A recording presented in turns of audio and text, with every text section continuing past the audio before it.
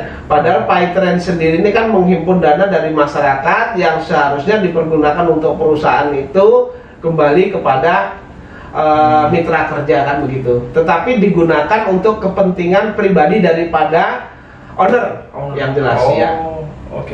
Ini nanti akan saya buka juga ini.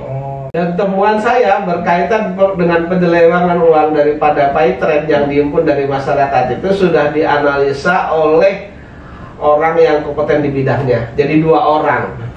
Pak, ini ada penyelewengan. Dua-duanya mengatakan bahwa ini ada penyelewengan. Gimana sih awalnya, kenapa tiba-tiba bisa beli saham yang nilainya cukup fantastis juga, 80 miliar rupiah?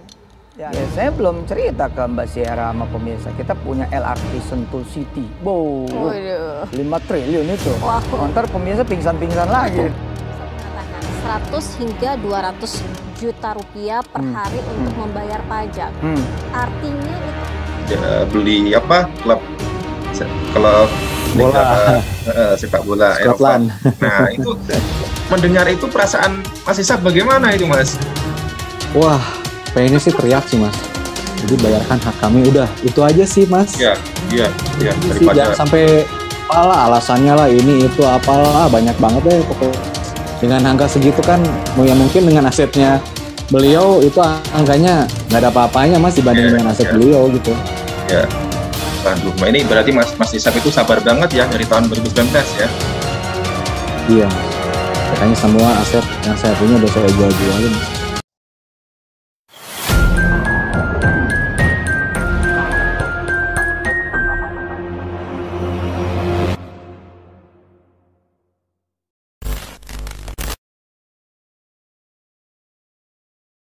Ini lagi-lagi Pak, ini kan PayTrend ya dimiliki seorang ustadz ya, Sadi Mansur ya, kaya raya tentunya ya, dan juga dia sendiri dalam ceramah itu seringkali ya mengajarkan ilmu belum sultan ya, sangat kembali, bahkan di Instagramnya itu ya, di kuliah Wisalati ya, itu pun berbayar ya. Jadi kalau ingin belajar gimana caranya supaya hutang lunas, nah itu ada amalannya, itu bayar 150 ribu. Nah ini gimana nih Pak?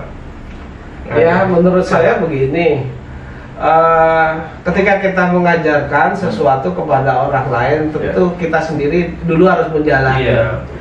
Nah kalau dia sendiri tidak menjalanin, ya menurut saya sama dengan jarkoni, Mas. Hanya mereka menurut saya perbuatan seseorang yang seperti itu ya sudah tidak sesuai dengan ajaran Islam yang benar lah. Ya, gitu Mas. Baik.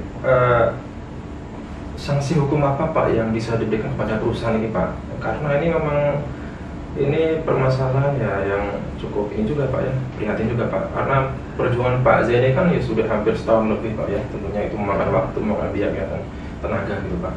Tapi ternyata kan diajukan kembali oleh pihak PayTrend ini. Iya.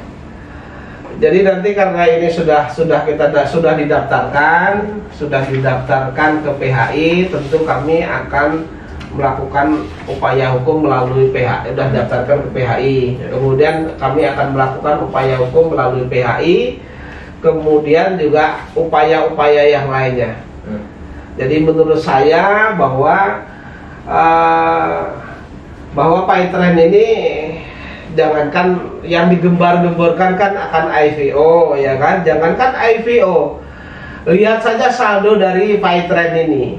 Harapan saya nanti begitu surat saya ini melayang kemana-mana, saya kirim kemana-mana, harapan saya instansi yang saya kirimin surat ini bertindak sesuai dengan kewenangannya Mas, begitu. Ya, maksud saya apakah kemungkinan juga Pak dari pihak perusahaan PayTrend ini ada sanksi hukum yang diberikan Pak, karena ini sudah jelas ini artinya mengabaikan hak-hak dari karyawannya Pak. Apakah bisa Pak ini perusahaan dipilotkan ataupun izin usahanya dicabut begitu Pak? Secara hukum kan sebenarnya ketika tidak bayar gaji, ini kan hak hidup orang. Tidak bayar gaji, kemudian tidak bayar kewajiban lainnya, THR dan lain sebagainya yang menjadi hak karyawan, sebenarnya kan dari Depnaker bidang pengawasan itu kan bisa merekomendasikan untuk membuat laporan pidana. Baik, gitu. Nah, nanti akan kami minta juga ke sana, di samping kami juga mengajukan kepada PHI gitu. Iya. Baik. Ada ranah pidananya ada gitu. Oke. Di samping yang lain ya, yang lain misalnya saya menyurati misalnya Departemen Kehakiman berkaitan dengan PAITREN ini, kemudian saya menyurati kepada bursa efek dan lain sebagainya, agar ya ini perusahaan yang seperti ini mau di AIV kan perusahaan apa, orang karyawannya aja nggak dibayar kan begitu. Sudah 3 tahun ini hanya 14 karyawan, belum karyawan yang kemarin di PHK juga belum dibayar begitu. Ya, ini diharapkan ada sanksi yang membuat pihak PAITREN ini jera ya, karena dikhawatirkan ini perbuatan seperti ini akan diikuti oleh perusahaan-perusahaan lain gitu Pak. Harapan saya begitu, jadi ada sanksi, nanti ada sanksi yang tegas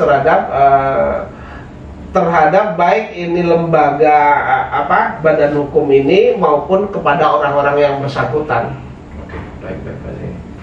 Oke, baik Pak Zaini, terima kasih untuk keterangan dan waktunya. Saya kira ini sedikit solusi ya kepada milik PAITREN ya, Pak Ustadz Sumantul ya, untuk menyelesaikan permasalahannya terkait utang piutang ini ya, apalagi ini mantan karyawannya ya. Ini baru yang kita buka, ini baru 14 karyawan loh Mas. Lebih Pak. 14 karyawan, belum yang lain-lain. Kemudian belum nanti ada dokumen kepada saya bahwa keuangan dari PAITREN ini dipergunakan untuk yang lain. Itu nanti juga bisa masuk TPPU, itu tindak pidana pencucian uang atau money laundry. Oh, ada dari pihak mantan karyawan yang memberikan informasi seperti itu Pak? Saya mendapat dokumen itu.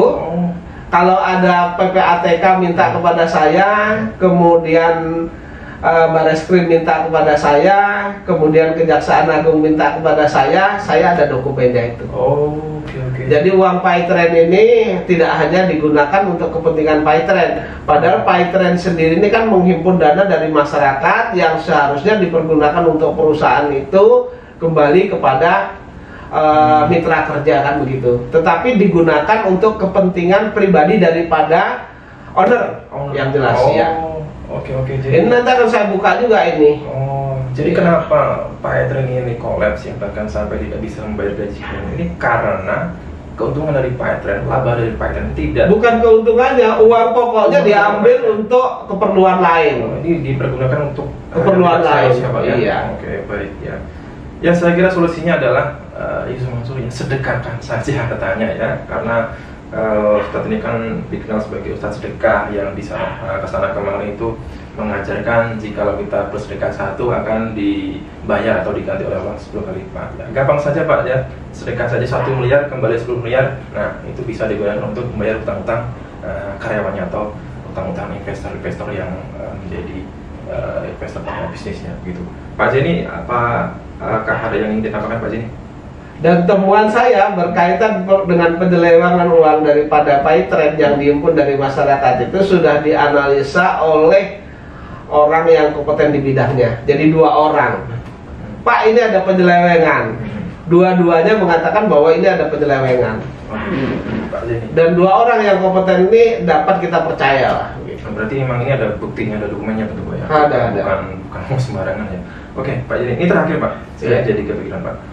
Ini kan penyebab PAITREN collapse itu tadi yang sudah disampaikan Pak Zaini, karena uang dari PAITREN ini diperuntukkan atau digunakan untuk hal yang tidak seharusnya. Kalau bicara soal PAITREN yang collapse, ini kan bisnis MLM bukan hanya PAITREN ya, sebelumnya sudah ada bisnis Miracle, ada bisnis VSI dan lain-lain. Nah, apakah ini kasusnya juga sama Pak ya? Sama juga ketika usaha bisnis ini pada puncaknya ya mempunyai keuntungan yang banyak begitu ya. Nah ini uangnya digunakan untuk hal yang tidak seharusnya, ini sehingga mengakibatkan bisnis ini menjadi berantakan. Iya. Jadi berawal dari PSI kemudian dikembangkan berkaitan dengan PAITREN, aset manajemen, kemudian sampai dengan Umroh Merdeka dan lain sebagainya. Oh iya. Ya, Umroh Merdeka dan lain sebagainya. Umroh Merdeka ini kan uangnya tidak sedikit, Mas. Iya. Kalau 7.500 katakanlah orang booking seat 3,5 juta kali 7.500 ya sudah berapa uangnya kan? Kurang lebih sekitar 24-an miliar lah itu. Iya. Nah, Kalau saya sudah bisa mengatakan bahwa uang dari sana dilarikan untuk kepentingan lain. Nah, berkaitan dengan itu, kalau saya pendapat saya adalah termasuk money laundry atau tindak pidana pencucian uang. Saya punya dokumennya, kemudian sudah dianalisis oleh orang yang kompeten, orang ya berkaitan dengan keuangan lah, finance begitu. Ya, baik Pak Zaini. Ya, tentunya kita doakan apapun usaha Pak Zaini atau upayanya untuk memperjuangkan hak-hak dari 14 mantan karyawan Pak Etren ini ya, yang sudah dari setahun lebih yang lalu ini menuntut hak. Ya, insya Allah nanti saya ledakan ya Mas, setelah Lebaran lah. Oke, baik, kita ini yang berkaitan dengan puasa ini kita ambil napas dulu, beribadah dengan baik dulu, nanti setelah Lebaran kita berjihad lagi Mas, nanti Mas. Ya. Karena mempertahankan harta kita itu termasuk berjihad Pak ini ya. Ya. Oke, saya kira saya ucapkan sekian teman-teman.